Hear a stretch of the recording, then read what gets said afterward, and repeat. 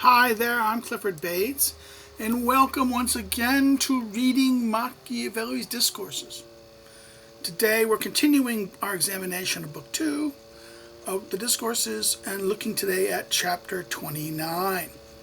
29 is the fortune blinds the spirit of men when it does not wish them to oppose its plans. In other words, the role of fortune here, the fortune, how fortune works. Fortune can create a situation where what blinds men, it blinds the spirit of men when fortune does not opposes the plan that people are doing. Which is interesting in that sense, okay? So he seems to be giving fortune a power that in the prince he wants to limit, right? Okay, this is an interesting thing here.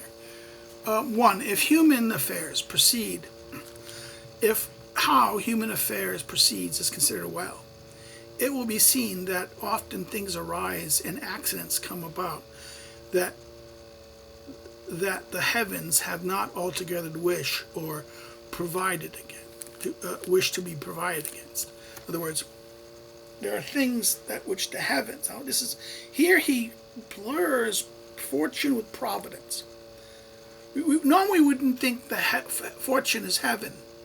We would think providence or God's will, right? He says that here providence or heavens have not altogether the wish to be provided against. So therefore things will happen. Things often will arise and accidents come about that heaven have not wished to prevent. And if what I say happened at Rome, where there was so much virtue, so much religion, so much order. So if this happens at Rome, where they have so much virtue and so much religion and so much order, it is no marvel that it should happen much more often in a city or province that lacks the things that above.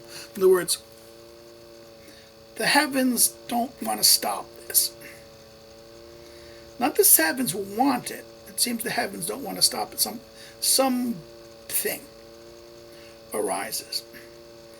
And that if it happened in Rome, where there was so much virtue, so much religion, and so much order, then it's going to happen much more in other places. So therefore, he's implying that virtue, religion, and order allows one to overcome fortune to some degree, or the accidents of fortune, bad fortune. But not always. And if Rome succumbed, your places without those three things are going to succumb more. Right? Because this place is very notable. Okay.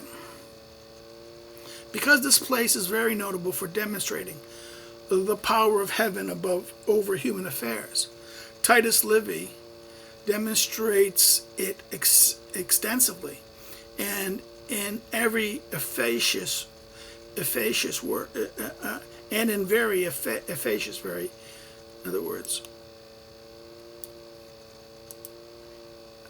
intimate, abstract, successful in producing the desired intention. In other words, efficacious in words that say about this. That Livy demonstrates the power of the heavens in human affairs, saying that since heaven for some end wished the Romans to know its power, it first made the Fabii, whom they sent as spokesmen to the Gauls, and by means of their work incited the latter to make war on Rome, right? That it ordered that nothing worthy of the Roman people should be done in Rome to put down that war, having ordered before that Cadmus, who alone could have been had been the sole remedy for such an evil, should be sent to exile to Ardea.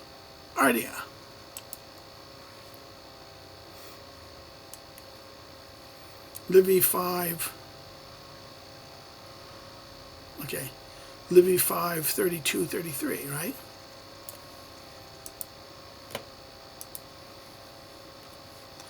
Then, when the French came towards Rome, they who had created a dictator as a remedy for the thrust of the Volsci and other neighboring enemies of theirs did not create one when the Gauls came. In other words, all these errors in judgment, he's suggesting that this was the fortune allowed this, right?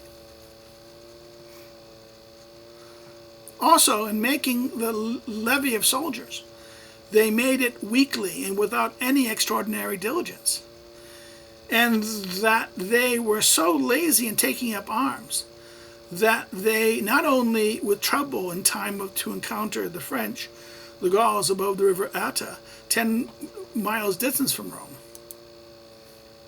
Again, this is Livy 5. And for this and the next 6 sentences, right? This is.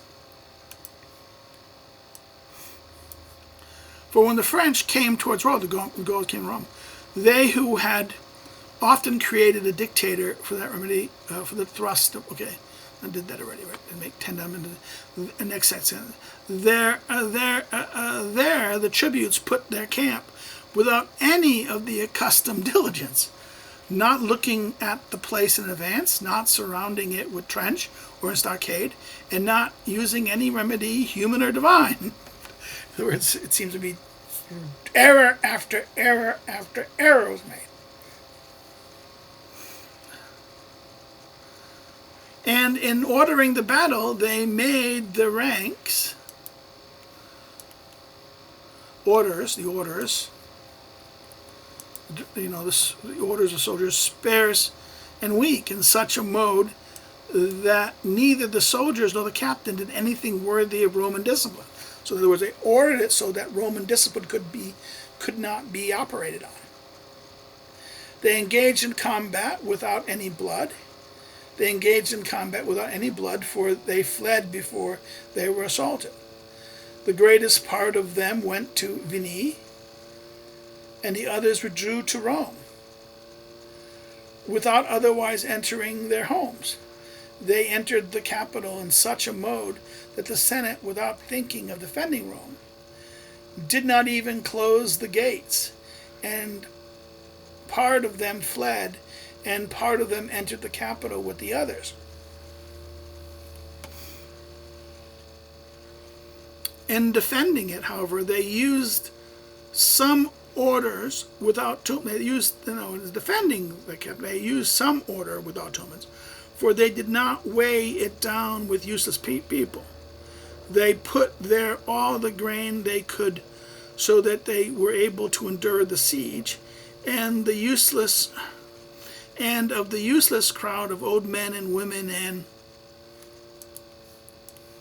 and children, the greater part fled to the towns around, and the remainder stayed in Rome as prey for the Gauls.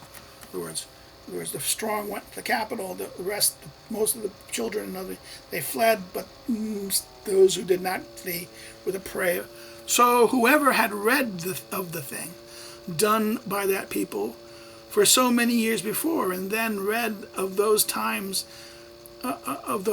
could not believe that in any mode that it was one in the same people. In other words, how did this happen? There's a disconnect. That look how they did before. Look what happens here. How they behave completely differently in the situation, right? After speaking of all the disorders spoken above, Titus Livy concludes by saying, "So much does fortune bind spirits, where it does not wish wish it gathering strength checked." Now this is quoted in Livy exactly from book 5 of Livy, verse 37. So that fortune doesn't. In other words, after saying all these disorders, clear mistakes, clear things, and there's the disconnect between how Rome acted before and Rome acted now, and seeing that this disconnected and seeing these disorders, he says, so much fortune blind the spirits, where it does not wish it gathering strength through checked. Nor can this conclusion be more true, so that men who lived men who lived orderly in great adversity or prosperity deserve less praise or less blame. In other words, this conclusion would be more true, that men who live ordinarily in great adversity or prosperity deserve less praise or less blame. For most often it will be seen that they have been brought to ruin or to greatness through a great advantage that the heavens have provided them, given or taking away from them the opportunity to be able to work virtuously. In other words, he seems to be saying that, okay, given this example here, it has to be, given how the virtue before and all this thing, there's a disconnect, and therefore it has to be based because of fortune. And maybe you have to take this into account. Nor can this conclusion be more true, so that men who lived ordinarily in great adversity or prosperity, they deserve less praise and less blame. In other words, those who live in this, for most often it will be seen that they had been brought to ruin or to greatness through a great advantage of accident. In other words, the heavens have provided them, giving or taking away from them an opportunity to be able to work. Yes, opportunity. You need virtue. Without virtue, you can't achieve it. So, okay, that matters. But the occasion. Fortune. Now let's turn to the next paragraph. Fortune does this well, since when it wishes to bring about great things, it elects a man of so much spirit and so much virtue that he recognizes the opportunities that it proffers him. So in other words, fortune puts a person at the right time at the right place. But then he goes, thus in the same manner, when it wishes to bring about great ruin, it prefers men who can aid in that ruin. Right? In other words, it doesn't put those people like that who can do this. And if anyone should be there who could withstand it, either it kills him or deprives him of the faculty of being able to work anything well. So in other words, it sets him. If fortune wants you to fail, the heavens want you to fail. Fortune or heavens want you to fail. Even if you're a great man, it will have some. If someone's there, they're going to either have him killed. Either it kills him or deprives him of the facility of being able to work anything well. One knows very well from this text that to make Rome greater and lead it to that greatness it came to, fortune judged it was necessary to beat it, as we will discourse at length in the beginning of the following book. Book 3, chapter 1, right? But still did not wish to ruin it altogether. In other words, it needed to do this so that by response to this, they'll try to desire to do something beyond what they would have desired before.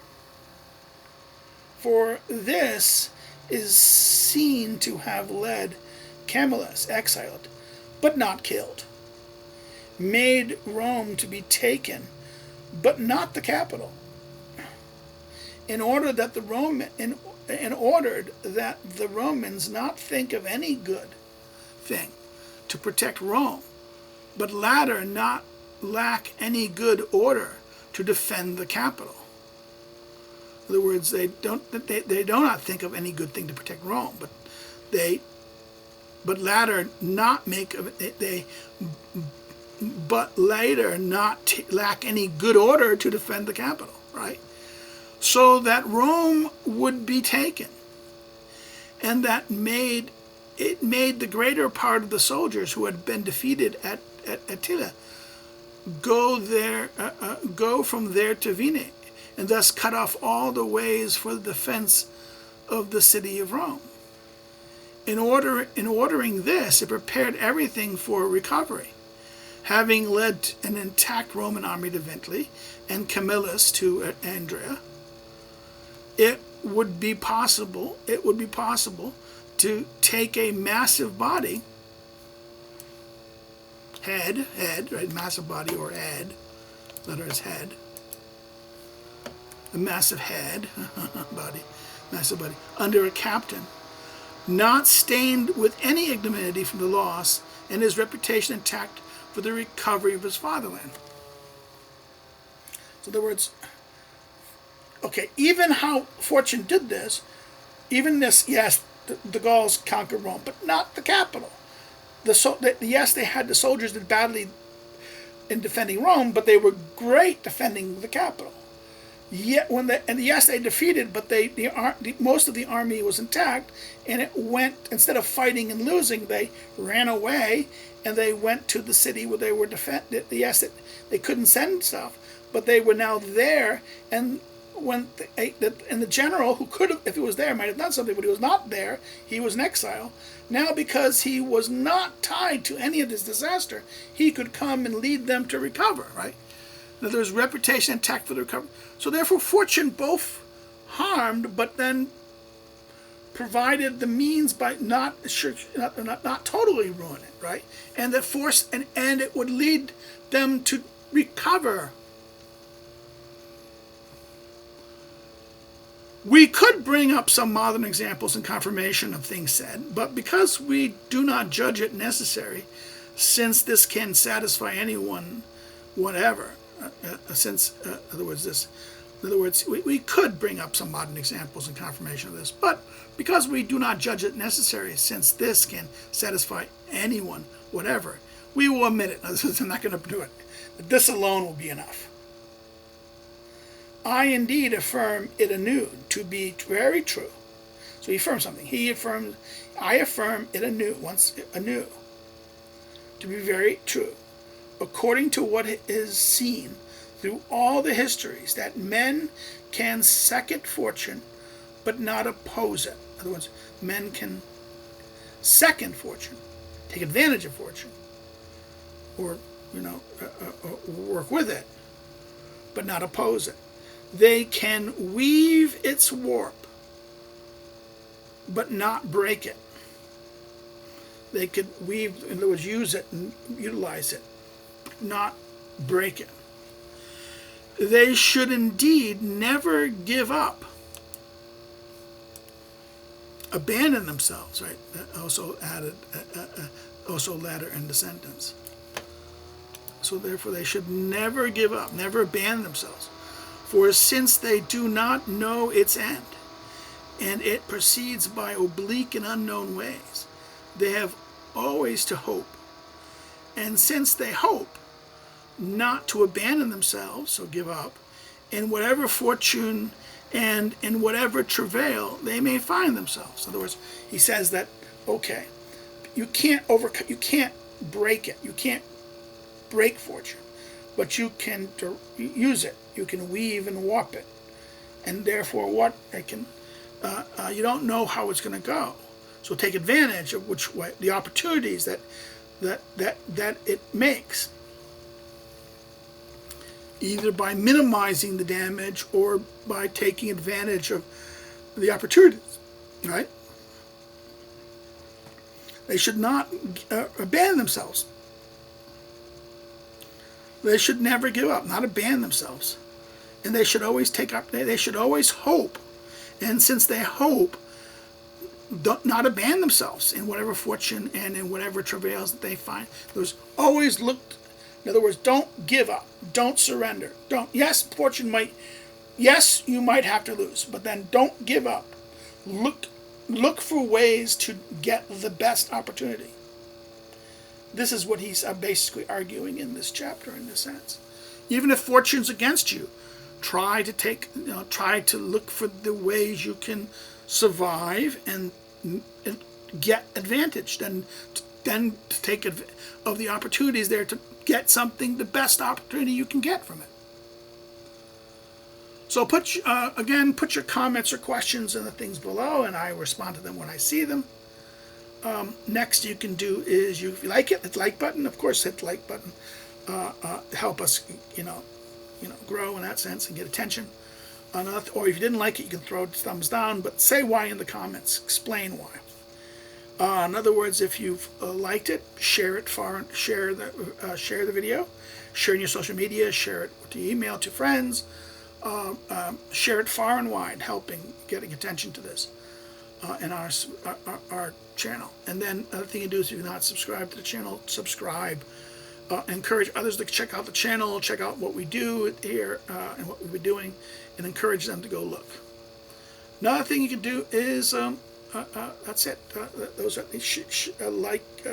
commenting, liking, sharing, subscribing. All this helps the algorithm so that this video series and this channel gets higher attention on the system.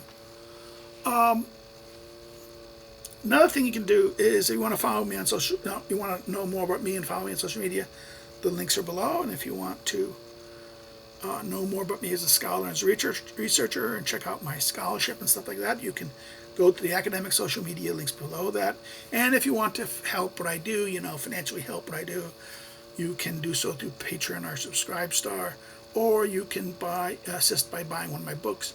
The books listed currently available are listed below. You can order them through either, of course you can get them at a bookstore if they're available by a bookstore, but if not, you can order them through an online distributor like Amazon, Barnes & Noble, Libris Books Depository, or by the publishers directly. Well, that's it. We'll stop here, and we will see you again when we look at the next chapter. Take care. Bye-bye.